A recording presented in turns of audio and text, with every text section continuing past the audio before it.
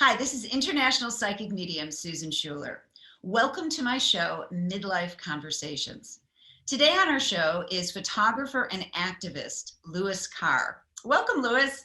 Hey, how you doing? Thanks for having me. I'm so glad that you're here with us. And as I was telling Louis before we started today, I've known him as Kenji. That was the name that I was introduced to him. So I'm just going to refer to Louis, it sounds so formal, as Kenji from now on. So Kenji, if you could, just give us a little bit of information about your background and how you got so passionate, I should say, about becoming an activist. Okay. I think a lot of people think, well, first of all, born and raised in Santa Monica, original West Sider. Um, Activism has always been a part of my life since I was a kid. I started breaking out doing my own activism probably in elementary school. It was the first time I spoke at the Board of Education. Um, and then junior high school, it got a little bit more in depth. When I moved out and started my freshman year at USC, that's when it really took off. Now, I have to interrupt you and ask you this. Did you Mhm. come from a family where this was instilled in you, where you were just like, this is what you got to do, or was this just something you felt within? No, I came from a family that was always involved in community stuff. And as kids, we had to volunteer at local shelters. We had to do that. And then I just kind of like picked it up and I was like, this is kind of cool. But I never really thought it would morph into anything. I thought I was just doing my part to contribute. But it wasn't until I think it was my senior year in high school, where a lot of stuff was going on within the school affecting Blacks. And I just wanted to see some change. So I started doing a little bit more activism. And then I got involved with the Venice Arts and Crafts Show. Back then it was Venice Arts and Crafts Festival. And a woman by the name of Carol Tantal took me under her wing. And that's where my activism started. It branched out with Mildred Reynolds. And then I think I was 19 when Mayor Tom Bradley appointed me as chairperson of the Oakwood Beautification Committee. And Oakwood is an area in Venice that was predominantly Black. And I chaired that committee for a little while. It received the 187th Point of Light Award from President George Bush, the first one. So that's where it like all morphed. The last part of my participation with that organization, they decided to present us the award, but they wanted us to come to Century City. And I was like, no, we don't work in Century City. You come to Venice. And they're like, no, Venice is not safe. And I was like, not only are you coming to Venice, you're coming to the drug central of Venice. You're coming to Fifth and Broadway. So they closed down Fifth and Broadway. And my thinking was, if Venice is so bad and if there's so much drugs here, while the president is here, there'll be none of that. It's just not going to happen. So they came to Venice. They presented the award. We got to go to Disneyland and Disney World and all that stuff. And then it just kind of took off from there. And while in college, I did a little bit of stuff, but it really took off when I came home to take care of my father. And I just started photographing him. And then homelessness came. And taking care of my father for 6 years and going through that, I found myself broke. And then I was homeless and I couldn't navigate the system. And I just thought to myself, if I've got a double master's degree and no mental illness, no addiction issues, and I can't navigate this system, how does someone else navigate the system? And it was at St. Joseph Center right there in Venice. Was kicked out for offering my shower slot to a woman and her child. And I only resonated with them because she had a big USC sweatshirt on. I'm a graduate of USC. And the girls had on Samo High music. I'm part of Samo High music. And they were Black. And the girls just wanted to be clean for school. And you could only take a shower once a week. Um, and the girls just wanted to be clean for school. And I wasn't doing anything that day. I didn't have any medical appointments, nothing. So I wanted to offer my hour shower slot. And the guy said no. Like, what do you mean no? It's my hour. I should be able to do. He's like, no. And we got into an argument. He kicked us all off. The girls just cried. Oh, I remember walking down to the beach and sitting on the sand. I had my laptop and camera, and I walked to Santa Monica Library, and that's where I formed Project Kenji Cat. And it was just started as let's get people some socks, let's give people some meals. But I never told anybody that it was actually me that was going through all of this. I just started it.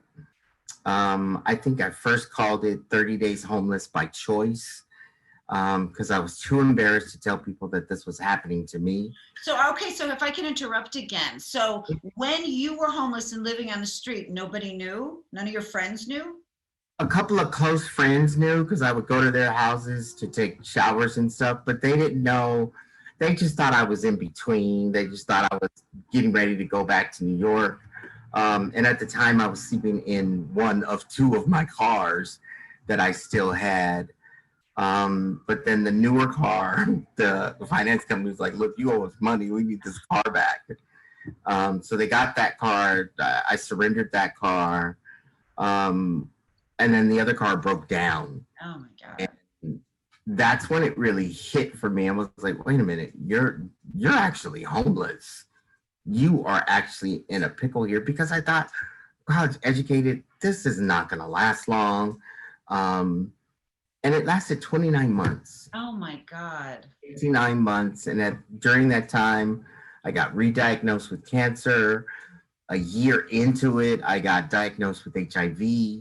And it was a nightmare. It was a complete nightmare trying to figure out how this system works and how to get out of this system that I look at now. It's a system designed to keep people stuck. It's not a system designed to move people forward. It's a system designed to keep people stuck. And that's the sad thing that people think, well, homeless people are just lazy and they don't want to work. There's a vast majority of homeless people who are working, just cannot afford to live inside. Right. Right. So I say, and that was around the time that I met you. Right. Right. Dab the age there. And to me, I mean, and like I live in Santa Monica on the cusp of Venice. So it's like the homeless, I mean, especially now since the pandemic, I mean, it's become dire. I mean, absolutely dire.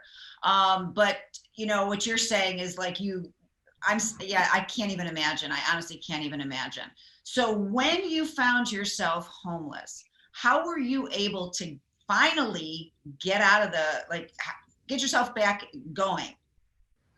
Once I was diagnosed with HIV, things got a little bit easier because I got an amazing case manager over at APLA, and I don't want to give APLA any credit. I do want to give Tiana a lot of credit. She was the first case manager that I had that I felt like was throwing punches for me. Mm-hmm. She was always on top of things. When I told her I'm carrying everything I own, and there's no way I'm giving up my laptop and my computer. That's my connection. That's how I get to doctor's appointments. Mm-hmm. At the time, phones were still prepaid. Right. Oh my God. So it was crazy, right? Right. I had this prepaid phone, and sometimes there were no minutes on it. But the internet I could always get to check when I had a doctor's appointment, when I needed to be somewhere. So my laptop and digital camera, those were the things that I was going to die for. You were not getting those. And let me ask you this, Kenji, the photography. Mm-hmm. Now, did the photography first start growing because you were taking photographs of him? Was this something you liked to do in high school? How did this grow?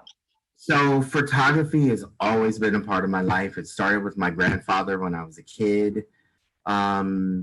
It's always been a part of my life, but it was never anything that I thought was any significance in my life. And I remember as a kid, my grandfather told me when he first gave me the camera, he said, one day, this will be your voice. You're going to face some things that you've got to get through, and this will get you through.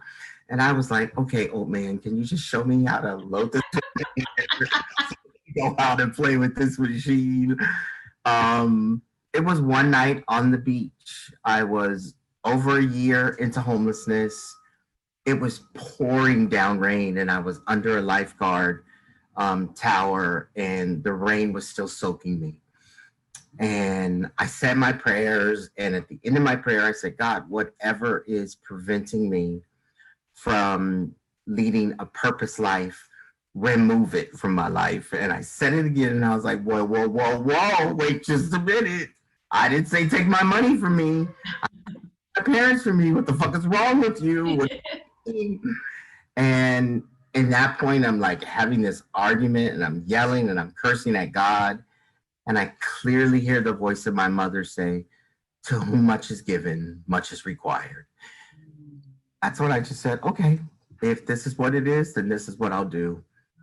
And Project NG Cat took off. I started photographing what I was going through. I started photographing the insides of missions and shelters just so people can see what I was eating, what I was subjected to. That's when people started saying, wait a minute, what's going on here? And it just kind of took off, but it was by the grace of God and Tiana just refused to let me slip through the cracks. And a lot of people say, oh, they just slipped through the cracks. There's sinkholes, and the sinkholes a lot of people are pushed into. If you don't show up broken, then they will break you. I just refuse to be broken. I refuse to beg somebody to do their job. Right. And I know that offended a lot of people. So the further along I got case managers that told me, do you know what's in your case file? They say you're arrogant. They say you're entitled. They say you're demanding. And I was like, yeah, I demand that they do their job. I'm entitled to these services because that's what you offer. You have this job because of me. Right. This job exists because of me, so do it. I don't have to beg you. And people, you can't be proud and homeless at the same time. Right. It's impossible, especially when you're dealing with agencies. And the way I look at it now, instead of blaming homeless people for homelessness, we need to take a closer look at agencies, organizations, and our government. The that we vote for, the things that they tell us they're doing, we need to hold them accountable and make sure they're actually doing it. Let's think about it. A person with mental illness who can't live in a home by themselves, they don't need housing. They need a skilled facility to take care of them, not somebody with a certificate, with an actual degree. We need to reopen mental health institutions so people that need the help can get the help. People with drug addiction need treatment. And isn't that when we saw a lot of the homelessness starting was when was it Reagan? I'm not sure which president it was that kind of pushed everybody out. Pushed everyone out. And Los Angeles, the behemoth that it is, has done nothing about it. Yeah. Kick the can down the road. If we look at what Los Angeles does, every few years ago, they come up with a 10-year plan to get rid of homelessness. If you recall, not long ago, we voted on Prop HHH, Post to Build Housing. It's been nearly 4 years. How much housing has been built? Just one. Oh my God. That, I think it was $1.2 billion. Where is that money? Exactly. Why are we not questioning our government where that money is instead of blaming the homeless person on the corner? Exactly, yeah. Now, this brings me to the first big project that you did was right around this time that it was it the Do Something for Saturday or Do Something Saturday? Do Something Tell us a little bit about that, because I love that. Do Something Saturday is the core of Project Kenji Cat. It's the most visible project. And Do Something Saturday, when I created it, I thought, in my normal life, I'm getting ready to go hang out. I might be going to a Burner Man party. I might be going over to Susan's for something. But in the daytime, before we go out and party and have fun with our friends, why don't we get together and help some people, and do so without prejudice, without guilt, without shame? And it was three basic things. Let's get some hygiene items to people. Let's show up for people. And we're not going to show up for people and say God loves you, because when you're hungry, you don't want to hear that God loves you. If God loved me, my stomach would not be hurting and I wouldn't be in this position. Um, and that's what it became. People would show up on the Saturday designated. It started with just maybe 10 people, and now when I do it, it's close to 30 or 40 people that show up with bottled water, sandwiches, and we just go out and we try to help people. um, Love that. it's amazing because sometimes I walk around, especially in Santa Monica, the homeless people that were homeless when was homeless. They're like, I remember those sandwiches you used to bring. Could you please bring us a sandwich?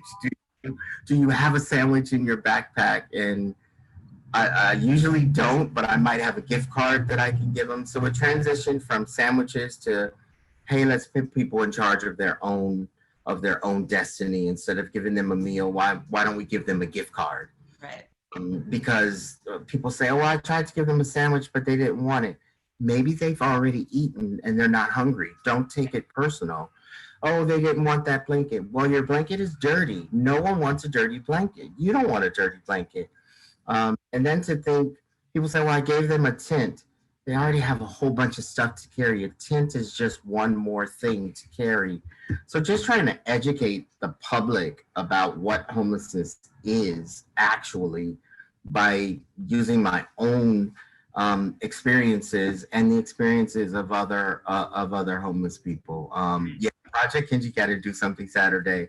That's one of my favorite outreaches to do. And I mean, I've seen you. You just did one recently, was to give Halloween costumes to kids, right? Yes, yes. And I mean, I know I've watched. I've helped you make Easter baskets. You know, Yep. so it's like you find the little niche that you need to do, and I just think it's lovely. And you've always got something cooking. Right. You know, it's just the way that you are. Now, I think this is amazing because you always do have something cooking. Is the fact that you also deal with your challenges with your health. Right. So once you started getting the proper help for things, what are some things that currently might like sprout up or flare ups or challenges that you have, even though you're still interweaving all of these different things of activism as well as your photography, which I want to get into in a little bit too. Okay. I think a lot of people, that saying, you cannot pour from an empty cup. I don't believe that for 1 second. I think whoever came up with that was some rich person or some well-to-do person who thought you needed to be a certain status or a certain economic level in order to help people. But if we want to talk spirituality and Bible, the Bible says God will use anyone. I'm only going to use the rich. He didn't say I'm only going to use the well-to-do. He said, I will use. If you don't do it, I'll make the rocks cry out. So when I started Project Kenji Cat, there were so many people said, you can't help anybody. And I was just like, why not? You're homeless. You can't help anybody. And I was like, well, you're sitting behind this fake oak desk and you're not helping anybody. And that's your job. You have waiting lists. When I do something, no one has to wait in line. No one, and does it mean that what I contribute isn't worthy? No, it doesn't mean that at all. When I saw a homeless woman tell me, she cried. It was a Jack in the Box burger, and she cried. And I think it's on my YouTube channel. And she said, "This is a burger. This is a meal." And she cried, and she like, "This is the only good meal I'll get today." Oh. And when I thought about it, and I was homeless at the time, and I thought, and I turned and I walked away and I cried, and I was just like, it's a jumbo jack with extra lettuce, extra pickle, and the Jack in the Box on Lincoln wouldn't charge me for the extra once the manager knew what I was doing. And he was just like, let me get you a meal. He's like, you're homeless, right? And I was just like, yeah, but I'll get my meal someplace else right now. It's about helping people. So for me, it's been, you just do it. That's the bottom line. That's why I called it Do Something Saturday. Anybody can create a Do Something Saturday. Get some friends together and just go out and do it. And that's beautiful because it just shows, like what you're saying, anybody can do this. Anybody, and I like the idea of we give what we are capable of giving. Right. And give, because sometimes we donate clothes and stuff, and it's clothes that we know we're throwing away. Well, put that in the trash. No one wants it. You don't want it. Give me the stuff that you still rock. Give me the stuff that you still wear that you can afford to let go of. And that was like retraining of people. People were just like, yeah, but I still wear this jacket, but I got 4 others. And I was like, okay, let's look at the 4. Mm-hmm. Wear the least. It's interesting too, because like, I mean, I'm a minimalist. I mean, I literally am a minimalist because I go through my closet every 6 months and give stuff away to homeless people. But most girlfriends that I have, and I'll only talk for my girlfriends, they have clothes that they haven't worn in 10 years. And I know that that's more of the norm of especially women. And to me, I'm always like, just give it away, just give it away. And like here in Los Angeles, there's so many places for us. So it's like a win-win. You go through, give good stuff away. You know what I mean? Like what you're saying, don't give the junk away. But, you know, there's so, I mean, like I said, where I live, there's people sleeping across the street a lot of days. Right. Yeah. And I mean, it's so cool. I remember my aunt, Emma, used to give me all her old Nordstrom's tailored stuff. Nice. Called me one day and she's like, oh my God, Gigi. I was like, what's wrong? And she's like, I see this homeless woman on the bench and she's got on my suit. And I was just like, what? And she goes, and she's got on my shoes and I just want to talk to her. And I was like, go talk to her. And she said she sat and she got lunch and she conversated with this woman and learned that she was once a school teacher, that she had an amazing life. And the lady told her suit makes her feel normal. Oh, and that makes me want to cry, but in a good way. It does. It made me cry. And I was just like, Emma, and she's like, I get it now. I get why you say do this. She goes, this woman was homeless, but she was sitting on that bench like a queen. Mm-hmm. Like, yeah. And I was like, what was it like having lunch with her? She's like, it was like having lunch with an old girlfriend. Oh, I love that. I love that. Yeah, we have to think, these are people that we went to school with. Right. People that we once loved, that we once cared for. And somehow we've taught ourselves that they're not worthy, that they are the reason for their own situation. And in some cases, they may be the reason for their own situation. But how many situations have we been in that we are the cause of, that our friends showed us grace and dignity and mercy? How come we can't extend that same grace, dignity, and mercy to homeless people? But to answer your question, a lot of people think that I was doing well. I was sick doing most of. I've only missed the Easter baskets once, and that's when I was in the hospital. That's when I was diagnosed with HIV. I've only missed a lot of my outreaches once, and that's because I was battling my own stuff. And now what's been coming up most for me in 2020 was my sickle cell. I live with sickle cell, and it was around the time Black Lives Matter was getting really, I won't say getting really big because they've always been really big, but it was around the time that I really dedicated to myself, you know, I'm going to go out and document this because my friends need to know about what's going on. And a lot of my friends are Republicans. A lot of my friends don't believe that this is going on. So I was just... I have to, you know, interject here. The thing I've always loved about your photography is it's so passionate. It's, you look at your pictures and it's like it's like it sucks you in, you feel it.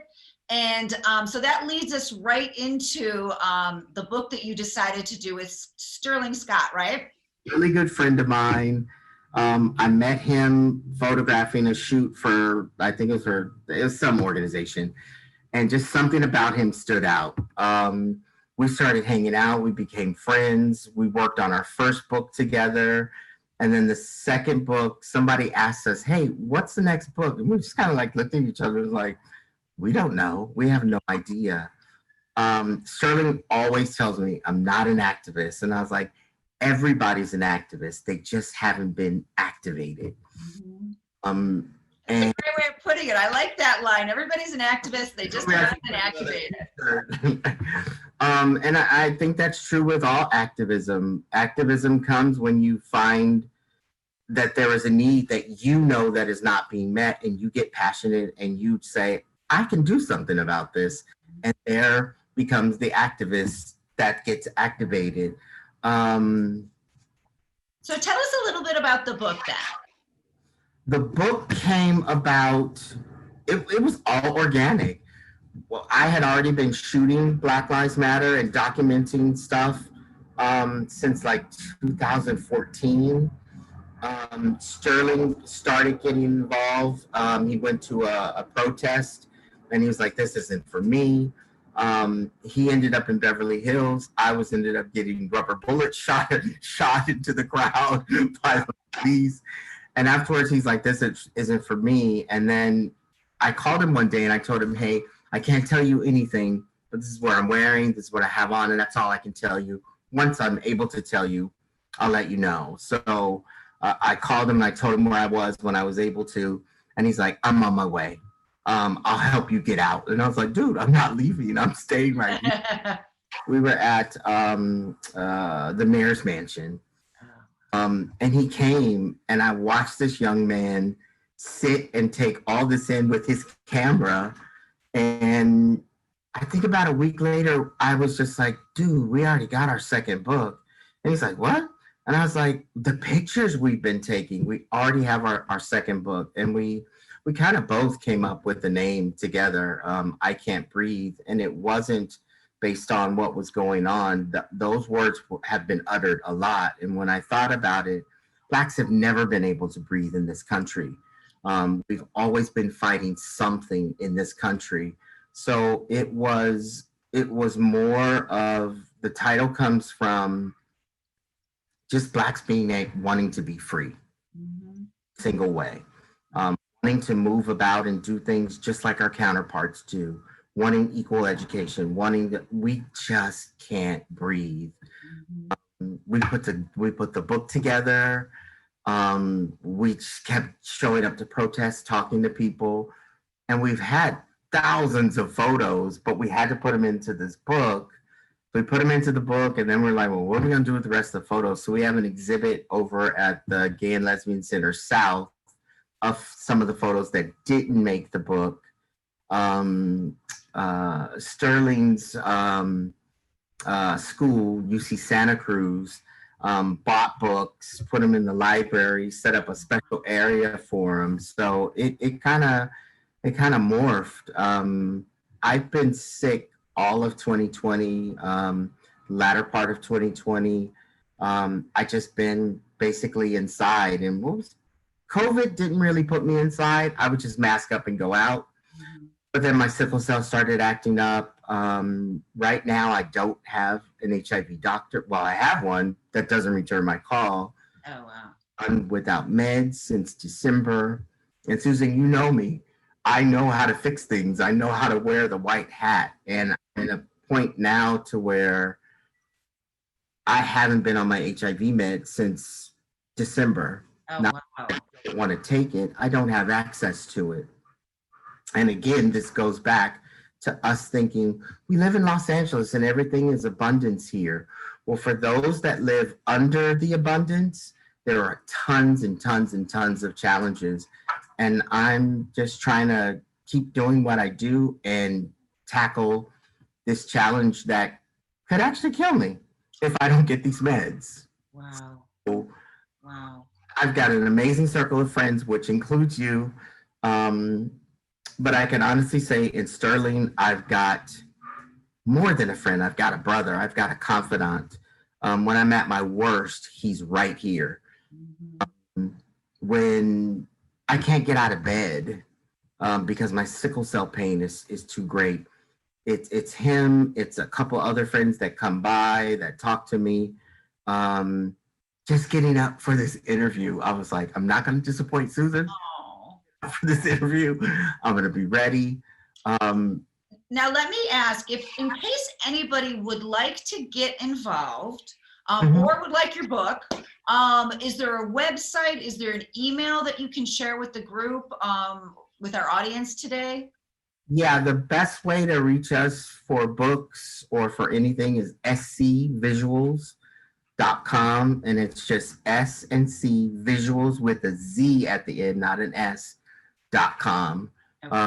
Our books are there. You can contact us there. We've got digital prints available on the site. It's a great site that shows both our work. We're both on Instagram. You can access our Instagram and our own personal works through there. That's a cool place to find out what we're doing, what we're up to, and what's next. Because there's always something. So if you could also, because I know you've got the book with you, if you could just hold it up just to show us. Yeah. So this is the book. And this was the ending of a protest. We were going to put a picture up with a guy with a mask on that said, "I can't breathe." And we both saw this, and I was like, nah, this is the cover photo. This is the cover photo. Yeah, that's the back of the book. And the book is it's co-authored by me and Sterling. It's my best work. Oh, I love that. Best work. I have to ask Kenji in closing, if you could share just a simple message in closing with our audience, what would you want them to know? You were created for a purpose. You're not here just to exist. You're here to thrive, and you're here to contribute. Contribute in any way you can. Don't let anybody tell you because of your position, because of your status, that you can't contribute, that you can't do great things. I've lived on top of the world. I've lived outside of the country, and I know what it means to eat out of a trash can. But I really know what it means to just say, I'm going to contribute. So no matter what your position is in this world, no matter who you are, God gave you a purpose. Find out what your purpose is and live that purpose and live it to the fullest, no matter what challenges you face. Because you're an original, you're one of a kind. There is no one else like you. You are special in every single way. You are able to create, you're able to make people's lives greater, you're able to make your own life greater. Find your purpose and live it. Oh, that's beautiful, Kenji. Thank you so much for joining us today. I very much appreciate your being here, and I love the message that you gave us. It's so needed, especially now. Thank you so much. Thank you. And once again, this is International Psychic Medium Susan Schueler. Join us again next week for another episode of Midlife Conversations. Thank you. Thank you.